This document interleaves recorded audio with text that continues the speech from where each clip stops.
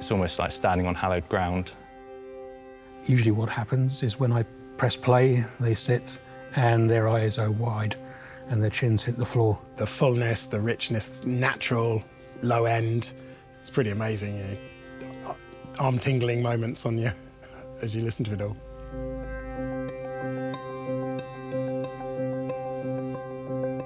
It's always been a dream to come and record at Abbey Road. You just hear Abbey Road, the Beatles, Abbey Road, the Beatles. You just grow up hearing that. And then when you walk into the studio, it's like, wow, I'm actually here recording in Studio One with an orchestra and everyone's playing my music. Like, it's very, very, very surreal. The whole kind of world of Abbey Road fits kind of perfectly into my kind of background. I was an orchestral musician growing up, seeing all the big studios, the film scores, the orchestras that come here. That's what I wanted to do. I've been mastering here for 23 years of my 26 here, but I have the experience of 80-odd years of doing the job, which has been passed down and passed down by the people who train you. Some of my favourite records have been through these doors. People like Radiohead, some of the Muse stuff was done here.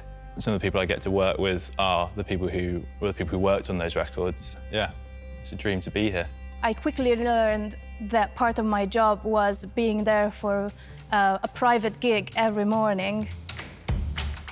Abbey Road is such a special place, primarily due to the rooms. You know, the rooms were built with specific purposes in mind. We're sat in Studio One now. It's a great sounding room. Historically, a lot of the film stuff has been recorded in here. If you listen to things like Jurassic Park or Harry Potter, you know, it's the sound of this room, it is. Throughout my studies, you know, listening to classical music CDs, most of them recorded in this building, always at the bottom of the credits list, it would always say, monitored on Bowers and Wilkins loudspeakers. It's a special relationship that goes back some 40 years now, and definitely one of the most satisfying bits is knowing that we are a key part and an unknown part of that music creation process. It's symbiosis. Bowers and Wilkins speakers have been in all the studios, in the rooms here, en masse.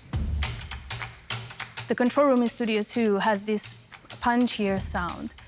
It's the one everybody knows because of the Beatles recordings. Some of the equipment there is from those years, and the room didn't change at all. The sound of the 800 series speakers in Abbey Road Studio 2 is synonymous with that entire studio and the sound of that studio. I think the two things are so harmonious, you couldn't have one without the other. With regards to Bowers and Wilkins, what you put into the speakers is what comes out, you know. Solo instruments, solo violins, solo cellos, they sound like they would do if you were standing next to them out in the live room.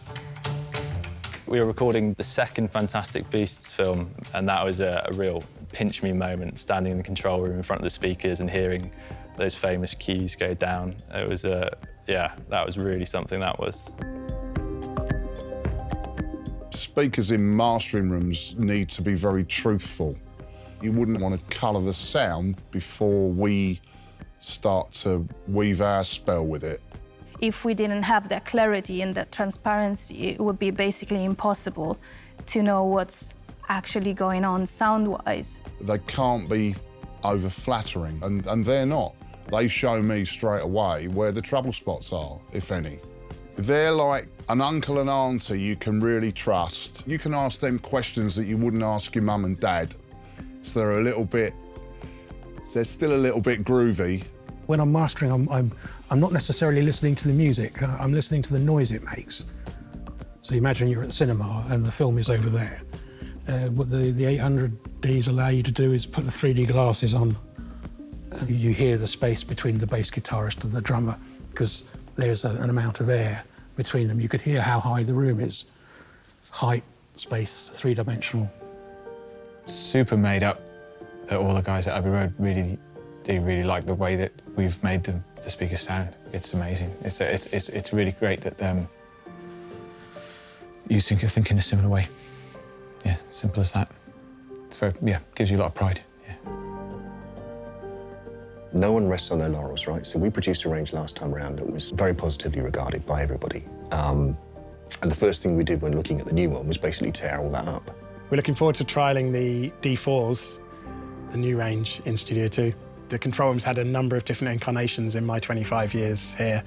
The guys at Abbey Road know that they can rely on us to deliver a neutral and balanced audio performance. And it's a relationship that's just grown in strength and strength over the years. A lot of mastering is putting your client at ease.